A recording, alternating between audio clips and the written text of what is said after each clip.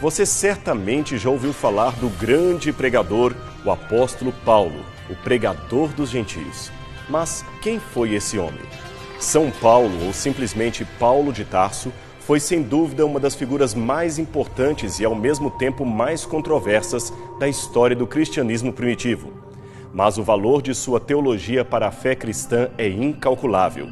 Praticamente 50% de todo o Novo Testamento vem diretamente de sua autoria. Conceitos chaves como o significado expiatório da morte de Jesus Cristo, a divindade messiânica de Jesus de Nazaré, a salvação pela graça mediante a fé, etc., tudo isto e muito mais são valores de fé que hoje temos graças ao trabalho incansável desse soldado de Jesus. Mas antes de entrar nesses conceitos teológicos, precisamos conhecer um pouco mais a vida deste homem, desde os seus primeiros anos até o seu martírio por amor à fé cristã. Infelizmente, são poucas as informações extra-bíblicas ou mesmo as bíblicas para um quadro mais completo de sua biografia. Fora as informações apócrifas, cujo conteúdo fica difícil de ser avaliado. Uma dessas informações, para muitos lendária, para outros nem tanto, vem de um documento do 2º século da era cristã chamado Atos de Paulo e Tecla. Descoberto numa versão copta tardia, o texto traz o que seria a influência espiritual e doutrinária de Paulo sobre a vida de uma jovem da nobreza chamada Tecla. Outras cópias do mesmo texto também foram encontradas escritas em armênio, siríaco, latim, etíope e até grego, o que mostra que era um livro bem difundido, especialmente entre os cristãos orientais. Um afresco recentemente descoberto em Éfeso e datado do 4º século depois de Cristo mostra Paulo e Tecla em atitude de estudo e oração. Esta é uma das mais antigas representações pintadas do apóstolo. Além do afresco mostrado, temos ainda outra referência descritiva no próprio texto de Atos de Paulo e Tecla que acabamos de mencionar. Em determinada parte da narrativa, Onesíforo, em caso de quem Paulo dá os seus ensinamentos, é mencionado citando a descrição física do apóstolo de acordo com o que ele ouvira de Tito. Paulo era um homem de pequena estatura, parcialmente calvo, pernas arqueadas, de compleição robusta, olhos próximos um ao outro e nariz um tanto curvo. A versão armênia do mesmo texto acrescenta que Paulo tinha ainda olhos azuis. Bem, de fato, o próprio Paulo menciona o comentário de muitos de que ele era um homem forte e duro nas cartas, mas sem autoridade aparente quando apresentado pessoalmente perante as igrejas. Isto está em 2 Coríntios, capítulo 10, verso 10. Por outro lado, esta referência à calvície e o detalhe dos olhos próximos um ao outro e o nariz curvo também aparece numa descrição que Suetônio faz não de Paulo, mas de Augusto César, e ali o tom parece ser bem elogioso. Logo, ficamos na dúvida se o texto apócrifo de Atos de Paulo está falando de um defeito ou de uma virtude, se está falando de algo real ou algo apenas simbólico. Aliás, o próprio texto termina dizendo que Paulo tinha a aparência de um anjo. De qualquer forma, como dissemos anteriormente, esta descrição física do apóstolo é especulativa e provavelmente romanceada, mesmo considerando que os primeiros desenhos de Paulo feitos nas catacumbas de Roma tenham de fato seguido esta descrição. Menos especulativo, no entanto, é a declaração que temos do seu caráter e o seu amor pelo Evangelho de Jesus Cristo. De acordo com o livro de Atos, Paulo nasceu na cidade de Tarso, localizada na região histórica da Cilícia, que hoje pertence à província de Mersim, território turco, às margens do mar Mediterrâneo. A moderna cidade de Tarso, com seus 2 milhões de habitantes, cobre a maior parte das antigas ruínas, de modo que quase nada se dá para ver da cidade que Paulo havia conhecido. Esse tipo de problema, como soterramentos centenários ou milenares, é comum com a arqueologia e ela tem às vezes que lidar com esse entrave na hora de realizar as suas escavações. Só para você ter uma noção, calcula-se que as ruas pelas quais Paulo andou estejam hoje 6 metros abaixo da calçada por onde essas pessoas estão passando. É a lei da estratigrafia somada à lei do progresso que não pode ser interrompido. Por isso, apenas um ou outro monumento dos antigos tempos greco-romanos ainda permanece de pé, podendo ser visível e fotografado por turistas do mundo inteiro. Este arco é uma das antigas ruínas que demarca o local do primeiro encontro entre Cleópatra e Marco Antônio, ocorrido no ano 41 a.C. Os turistas também são levados a este poço, chamado Poço de São Paulo, e às escavações desta antiga casa sob o vidro, que os guias juram ter pertencido à família do apóstolo. Mas isto, é claro, baseado apenas na piedade popular e não com qualquer respaldo da arqueologia. O que temos de concreto é que Tarso não era de modo algum uma cidade insignificante. Pelo contrário, ali era um importante centro com quase 300 mil habitantes. Não somente Paulo, em Atos, capítulo 21, verso 39, referiu-se à grandeza dessa cidade, como também o geógrafo Estrabo fez um importante testemunho a respeito da sua grande equivalência política e econômica para a região. Ali havia um grande centro de cultura filosófica contendo escolas de retórica, literatura e hermenêutica. Paulo talvez estudou em algumas dessas escolas. Até os estoicos fizeram de Tarso a sua capital cultural. Em 66 a.C., Pompeu agraciou cidadãos de Tarso, inclusive os judeus, com o título de cidadania romana honoris causa, porque eles haviam ajudado os romanos a expulsar os piratas que dominavam o litoral da Cilícia. Sendo assim, é possível que o pai ou o avô de Paulo tenham participado desta premiação militar e, por conseguinte, passado o privilégio para o seu herdeiro, o que faz sentido, pois isso está em Atos capítulo 16, verso 37. Ali, Paulo, em companhia de Silas, declara ao carcereiro que ele era cidadão romano. O texto de Atos 22, 27 e 28 é ainda mais interessante. Numa situação de tumulto, Paulo foi interpelado pelo oficial romano que lhe perguntou: "Dize-me, tu és cidadão romano?" Ele respondeu: "Sou." Disse o comandante: "Eu paguei uma grande soma de dinheiro para adquirir esse título, esse direito de cidadão." Mas Paulo respondeu: "Eu sou por direito de nascimento." Não sabemos ao certo como ou por que os ancestrais de Paulo foram parar ali em Tarso. Pode ter sido por razões comerciais ou por responderem à colonização ordenada por um governante sírio qualquer. São Jerônimo cita uma tradição de que os antepassados de Paulo eram originários da Galileia, mas a Bíblia apenas diz que ele era descendente da tribo de Benjamim, cujos membros residiam mais ao sul, próximos a Jerusalém, na região da Judeia. Também não sabemos por quanto tempo os antepassados de Paulo residiram em Tarso, mas de acordo com Atos capítulo 9, verso 11 e Atos 22, verso 3, a sua família aparentemente mudou-se em algum momento para a região de Giscala, que era uma vila da Galileia próxima à região antiga de Assor, e ali ele ficou até que os romanos a tomaram. Então eles voltaram para Tarso. Mas os judeus da Cilícia não perderam a sua importância e influência na Judeia. Pelo contrário, eles chegaram a ter a sua própria sinagoga em Jerusalém. Talvez o poder financeiro da maioria destes judeus os compelia para isso. Tanto é que Paulo foi enviado por seus pais para estudar em Jerusalém aos pés do grande rabino Gamaliel. Esse tipo de estudo era privilégio para poucos, pois a pessoa tinha de ter inteligência acima da média e condições financeiras para arcar com as pesadas despesas estudantis. Em pouco tempo, Paulo se destacou tanto que tornou-se um doutor da lei e membro do Sinédrio, o que, aliás, era um cargo de alta estima pelo povo judeu. O fato de Paulo também se identificar como um construtor de tendas não deve ser mal interpretado. Era normal o estudante fariseu também aprender uma profissão ao mesmo tempo em que estudava as leis judaicas.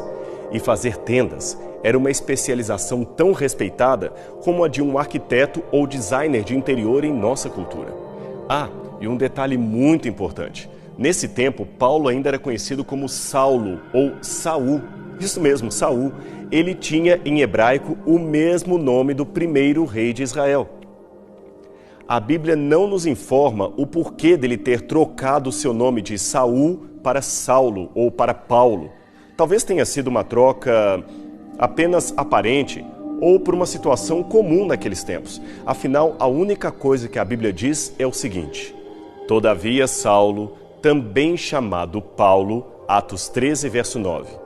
Aqui, esta passagem afirma que o apóstolo é chamado de Saulo e, a partir de então, a narrativa de Lucas passa a tratá-lo como Paulo. Mas não há um claro indício do porquê da mudança, apenas a de uma possessão de dois nomes.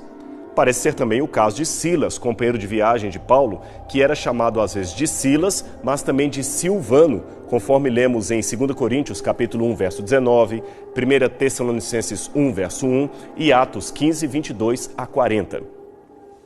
Saulo, portanto, era a tradução grega do seu nome hebraico e Paulo era o seu nome em latim. Aliás, uma situação análoga a João Marcos, o seu outro companheiro de viagem, de acordo com Atos capítulo 12, versos 12 a 25. João era um nome hebraico e Marcos um nome latino. Por outro lado, porém, não podemos descartar por completo a hipótese de uma mudança deliberada do nome. Realmente esta possibilidade existe. E se assim for, qual seria a razão para a troca? Bem, uma das possibilidades é que quando ele passou a pregar para o mundo helenizado, teve um problema porque a versão grega para Saulo ou Saul seria Saulos. E esta tinha uma conotação pejorativa que ele tentava evitar. Esta é uma possibilidade, é claro. A outra é que ele escolhera o nome Paulo para representar a sua nova condição espiritual, pois no Oriente Médio mudar de nome significa mudar de vida. E é interessante que o nome Paulo vem do latim Paulus, que significa pouco ou pequeno. Seria esta uma referência à sua estatura ou à sua nova condição de humildade espiritual? É difícil saber. O fato é que Paulo, então Saulo, era muito zeloso com o judaísmo que professava. Um dia, ele se viu confrontado com a pregação de um outro judeu helenista que aparentemente pregava contra o templo, contra Jerusalém. O seu nome era Estevão. Numa manobra ilegal, os judeus resolveram apedrejar o compatriota, mesmo sem qualquer permissão por parte de Roma. E Saulo, é claro, consentia com tudo aquilo. Saulo, por sua vez, foi mais além. Ele percebeu rapidamente de onde vinha aquela heresia daquele judeu helenista. Ele era influenciado pela seita de outro judeu perigoso chamado Jesus de Nazaré. E muitos acreditavam que esse Jesus era o Messias. Essa gente, pensou Paulo, deveria ser interrompida, eliminada. Eles eram perigosos. Ele então pediu aos líderes judeus que lhes dessem carta de recomendação para que ele pudesse ir de sinagoga em sinagoga, munido de uma pequena milícia, para prender esses seguidores de Jesus e, quem sabe, se preciso fosse, apedrejá-los como fizeram com Estevão. Esse ato provavelmente era ilegal, pois os judeus não tinham direito de sentenciar alguém à morte. Só Roma podia fazer isto. Lembre-se que no caso de Jesus, por exemplo, eles tiveram de levar a questão para Pilatos, pois só ele poderia condenar Jesus à morte. Já no caso da mulher adúltera, o que eles queriam era colocar Jesus numa armadilha. Afinal de contas, se o mestre mandasse apedrejar a mulher, estaria infringindo uma lei romana. Se a poupasse, estaria infringindo uma lei mosaica. Saulo possivelmente tinha algum tipo de treinamento militar. Dizemos isto pelo modo familiar como ele escreverá a respeito de armas, armadura e a linguagem de guerra que ele usará em muitas de suas cartas. Fora, é claro, o fato de que os originários da Cilícia geralmente participavam de milícias romanas. Ele então tomou um punhado de soldados, certamente os guardas do templo, e saiu a perseguir e prender cristãos, que nesta época ainda não eram cristãos no sentido moderno da palavra, mas judeus que haviam aceito a Jesus de Nazaré como o prometido Messias. Essa gente ainda frequentava livremente as sinagogas todos os sábados e eram, no entender de Paulo, a grande ameaça ao judaísmo tradicional. Ele então resolveu iniciar a sua perseguição pela cidade de Damasco, que ficava a cerca de 240 quilômetros distante de Jerusalém. Conforme diz a Bíblia, ele estava provido de credenciais que lhe dariam autoridade para, encontrando os que eram do caminho, assim homens como mulheres, os levasse presos para Jerusalém. Atos 9, verso 2. O caminho, apenas para que você saiba, era o apelido inicial que foi dado aos seguidores de Jesus de Nazaré. Nesse tempo não havia ainda aquela organização que hoje chamamos de cristianismo. Mas por que Paulo começou a sua perseguição em Damasco? Frank Arrington, especialista em Novo Testamento, nos dá a resposta. Damasco representava muito mais para Saulo, o rígido fariseu, que outra parada em sua campanha de repreensão. Era o ponto central da vasta cadeia comercial, com extenso comércio de linhas de caravana, alcançando do norte da Síria, Mesopotâmia, Anatólia, Pérsia e Arábia. Se o novo caminho do cristianismo florescesse em Damasco, logo chegaria a todos estes lugares. Do ponto de vista do Sinédrio e de Saulo, o grande perseguidor, o cristianismo tinha de ser detido em Damasco. Mas foi justamente na estrada de Damasco, a caminho da cidade, que a situação se inverteu de um modo que ninguém poderia imaginar. Um forte clarão cegou o perseguidor e ele caiu desnorteado no chão, não enxergando mais nada, mas ouviu uma grande voz que lhe dizia: Saulo, Saulo, por que me persegues? Atos 9, verso 4. Interessante que a voz não disse a Paulo, a Saulo: Saulo, por que persegues o meu povo? Ou por que persegues os cristãos? O pronome pessoal é muito claro. A voz dizia: por que me persegues? Aqui temos uma forte lição de eclesiologia.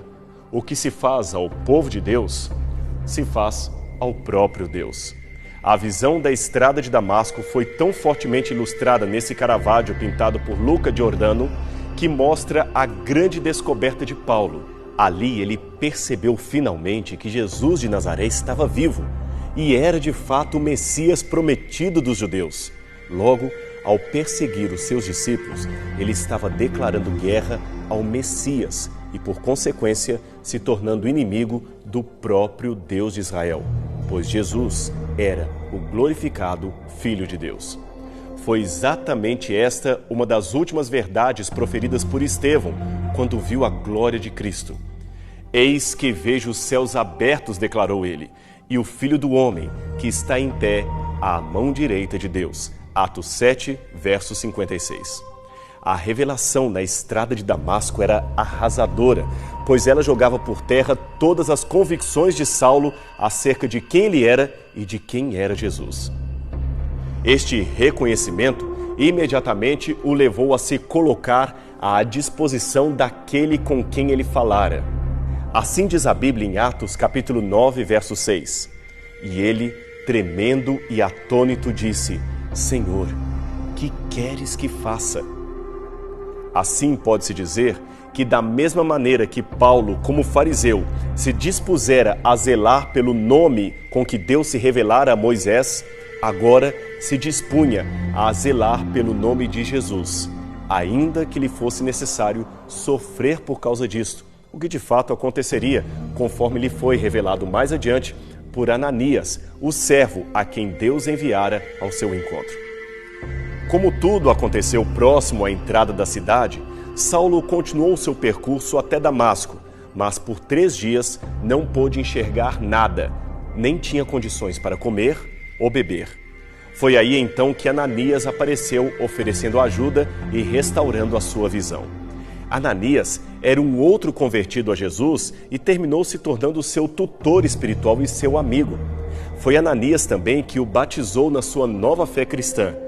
Ele não teve receio em acreditar que a conversão de Saulo era genuína. Mas e o restante da igreja? Infelizmente, não foi tão hospitaleira a recepção de Paulo como pensávamos que haveria de ser. Paulo começou a sofrer perseguições de todos os lados, Primeiro dos judeus, os seus antigos companheiros que agora tentavam matá-lo, e depois dos seus novos irmãos de fé, que por muito tempo continuaram nutrindo desconfiança em relação à sua pessoa. A conversão de Paulo aparece em 3 narrativas, 2 escritas por Lucas no livro de Atos e uma terceira escrita pelo próprio Paulo no livro de Gálatas. Embora haja alguma variação em cada uma das narrativas, estas podem ser explicadas pelo propósito de cada uma e a audiência à qual destinavam. Mas todas são unânimes em afirmar que a experiência em Damasco transformou Paulo de perseguidor fanático da igreja a ardente defensor do cristianismo. Pelo relato que encontramos em Gálatas, capítulo 1, verso 17 e 18, sabe-se que Paulo passou algum tempo ainda em Damasco, depois foi para a Arábia e só então retornou a Jerusalém, depois de 3 anos. Talvez ele mesmo queria que o tempo e a distância ajudassem a apagar a sua imagem de inimigo perseguidor. Além disso, não era incomum que homens escolhidos por Deus para uma grande missão se afastassem temporariamente para regiões desérticas antes de iniciar o seu ministério. Assim foi com Moisés, Elias, João Batista e o próprio Jesus. Mas nem o tempo curou o sentimento de suspeita dos discípulos. Paulo foi se apresentar aos apóstolos, mas a recepção foi muito fria. Além disso, ele tinha uma trama dos helenistas que queriam matá-lo, e isto acabou obrigando-o a sair de Jerusalém e ficar aproximadamente 2 anos, isto mesmo, 2 anos, recluso na cidade de Tarso, a sua terra natal. Do tempo passado em Tarso, nada se sabe. São os anos obscuros do ministério de Paulo. Talvez ele continuou a sua vida apenas trabalhando como fabricante de tendas e frequentando a sinagoga local. É difícil saber. Mas tudo mudou quando Barnabé apareceu convidando-o para ser o seu auxiliar missionário. Então iniciam-se as famosas viagens missionárias de Paulo pelo Mediterrâneo, 3 ao todo. Nelas ele enfrenta ameaças, tentativas de morte, questionamentos e privações de toda a sorte. Mas também ganhou novos conversos e novos amigos que foram a grande alegria de sua carreira. O fato dele pregar para os gentios trouxe grandes controvérsias com os apóstolos. Ele teve então de ir a Jerusalém para dar explicações. Aliás, a polêmica foi tal que convocaram um concílio apenas para resolver o problema de Paulo pregando para os gentios. Houve momentos em que ele sentiu-se desanimado, cansado. Muitos na igreja não o aceitavam. Ele mesmo havia discutido com Pedro e desentendido com Barnabé e João Marcos. Na hora do aperto, muitos de seus companheiros o haviam abandonado, e a ameaça de falsos mestres era uma constante nas igrejas que ele havia fundado. Paulo finalmente tinha uma ideia que não o deixava tranquilo. Ele tinha de ir a Roma, ele tinha que levar o evangelho à capital, nem que fosse a última coisa que fizesse. E o seu objetivo último era mais do que Roma, ele queria testemunhar perante César. De um modo muito estranho, a providência tornou isto possível. Em Jerusalém, Paulo foi preso e, a fim de salvar a sua vida, foi enviado ao procurador de Roma em Cesareia. Lá, em Cesareia, ele foi julgado perante Félix, o procurador romano. Félix manteve Paulo em prisão domiciliar por 2 anos. Depois de alguns episódios, ele segue para Roma, onde finalmente foi julgado perante Nero e condenado à morte.